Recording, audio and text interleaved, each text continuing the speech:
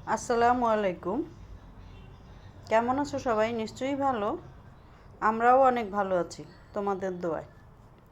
আজ সকাল থেকেই ওয়েদারটা অনেক ঠান্ডা, আর আর হালকা হালকা বৃষ্টি পড়তেছে, ঝিরিঝিরি বাতাস, বেশ ঠান্ডাও। মনে হচ্ছে যেন একেবারে শীতকাল চলে আসছে। গতকাল থেকেই কিন্তু ওয়েদারটা এমন।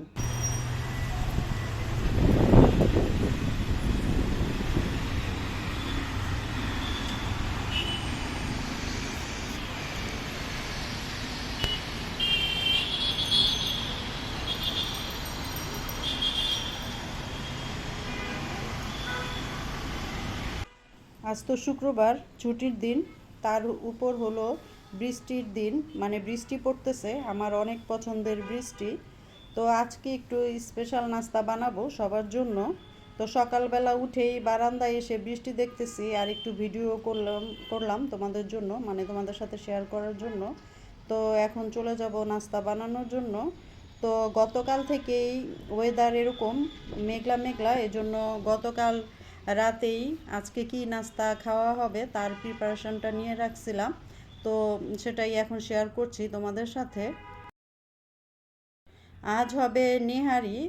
এই যে গরুর পায়া দিয়ে রান্না করে রাখছিলাম নেহারি, মানে রাতেই রান্না করে রাখছি। এখন হলো জাস্ট বাগার দিব। বাগার দেওয়া হয় নাই, পেঁয়াজ তেলে ভেজে তারপরে হলো জিরার ফাঁকি দিব আর কাঁচামরিচ দিব। নেহারিটা একদম মানে গরুর পাগুলো একদম ভালোভাবে সিদ্ধ হয়ে গেছে। এখন শুধু বাগার দিব। বাগার দিয়েই খাওয়া যাবে, বাচ্চাদেরকে দিব, আমরাও খাবো। আর নেহারির সাথে হবে নান রুটি। নান রুটিটাও বাসায় বানাবো, হোমমেড নান রুটি। এই তো নান রুটির ময়দাটা আমি রাতেই হলো ইস্ট দিয়ে মাখিয়ে রাখছিলাম। দেখো, ইস্ট দিয়ে মাখিয়ে ফ্রিজে রেখে দিয়েছিলাম, এখন বের করলাম। দেখো একদম ময়দাটা ফুলে অনেক উঁচু হয়ে গেছে, এটার মধ্যে সব বাতাস। তো নান রুটিটাও এখন বানিয়ে বানিয়ে ভাজবো। আর নেহারিও হয়ে গেছে, নেহারি বাগার দিয়ে ফেলছি। এখন হলো নেহারিতে কাঁচামরিচ দিয়ে আর জিরার ফাঁকি দিয়ে নামিয়ে ফেলবো। তারপরে হলো গরম গরম নান রুটি ভেজে তো সবাইকে নান রুটি দিব, গরম গরম নান রুটি আর গরম গরম গরুর নেহারি, গরুর পায়ের নেহারি। তো এই তো নান রুটিটাও বেলে নিলাম, বেলতেছি আর ভাজতেছি। এই যে ফ্রাই প্যানে দিয়ে দিলাম। নান রুটির আটাটা অনেক সফট হয়ে গেছে, রাতে মাখিয়ে রাখছিলাম। তো দেখো কেমন ফুলে উঠছে চুলায় দেওয়ার সাথে সাথে। তো এরকম নান রুটি আমার বাচ্চাদের অনেক পছন্দ। মাঝে মাঝে বাইরের নাস্তা খাই, বাইরের হোটেল থেকেও নান রুটি বা পরোটা ভাজি বুন্দিয়া এগুলো কিনে নিয়ে আসি, নাস্তা খাই। তো আজকে ভাবলাম যে সবই বাসায় বানাবো।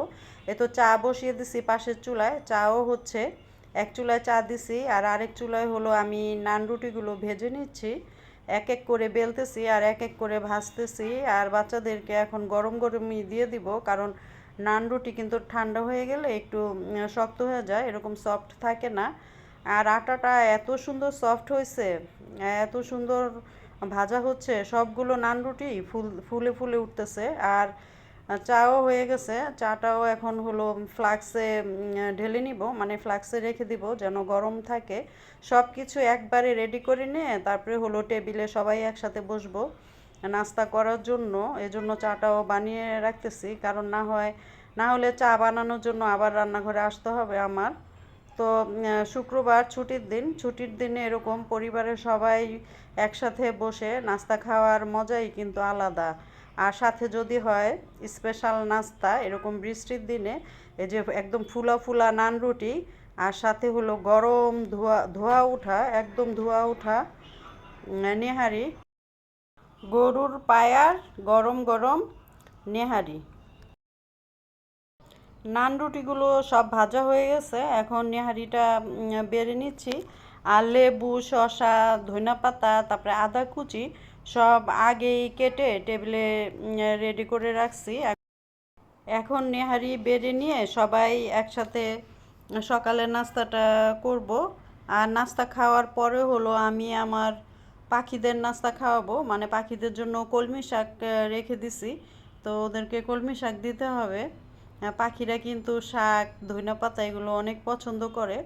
তো এই তো আজকের মানে শুক্রবার এবং বৃষ্টির দিন, এই দিনের হলো আমার স্পেশাল নাস্তা, নান রুটি, গরুর নেহারি আর হলো ঘন গরুর দুধের চা। তো নাস্তা খাওয়া শেষ, আমাদের সবাই একসাথে বসে নাস্তা খেলাম। খেয়ে দিয়ে আমি আসছি বারান্দায়। তো বারান্দায় আসছি হলো কলমি শাক নিয়ে। এই যে আমার পাখিদেরকে হলো সকালে নাস্তাটা দিচ্ছি। পাখিদের কিন্তু অনেক পছন্দ কলমি শাক, তো আমি প্রতিদিনই চেষ্টা করি ওদেরকে কলমি শাক বা ধইনা পাতা, বা ওরা গাজর কুচিও খায়, গাজর কুচি, ডিম সিদ্ধ এগুলোও খায় এই যে বাজিগার পাখি। তো আমি প্রতিদিনই চেষ্টা করি ওদেরকে কিছু না কিছু দেওয়ার জন্য। এই যে দেখো পাখিগুলো কি সুন্দর মজা করে খাচ্ছে কলমি শাক, ওদের অনেক পছন্দ এই কলমি শাক। আর আমার বারান্দাতে অনেক পাখি আছে, তোমাদের সাথে তো আগেও শেয়ার করছি। এই যে এই সাইডে হলো সব হলো বাজিগার পাখির খাঁচা। এখানে হলো 4টা খাঁচা বাজিগার পাখি আছে, আর সাথে ঘুঘু আছে, উপরের খাঁচাগুলোতে ঘুঘু পাখি আছে, আর ওই পাশেও বাজিগার পাখি আছে।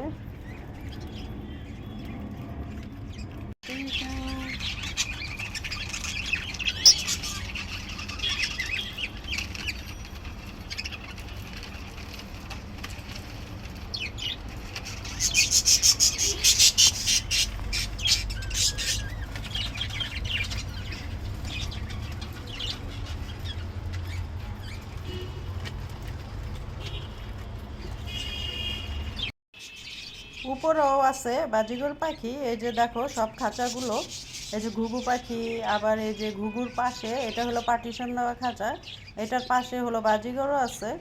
তো সব পাখিকেই কলমি শাক দিচ্ছি। আর এই যে ঘুঘু পাখি চেয়ে চেয়ে দেখে, ওরা কিন্তু কলমি শাক খায় না, ওরা হলো ওদের বাসায় নিয়ে ঢুকায় কলমি শাক দিলে। ওরা তো ডিম পারছে হাঁড়িতে, তো ওই হাঁড়িতে নিয়ে কলমি শাক ঢুকায়। দেখো ওই যে মা পাখিটা হাঁড়িতে বসে তা দিচ্ছে ডিম।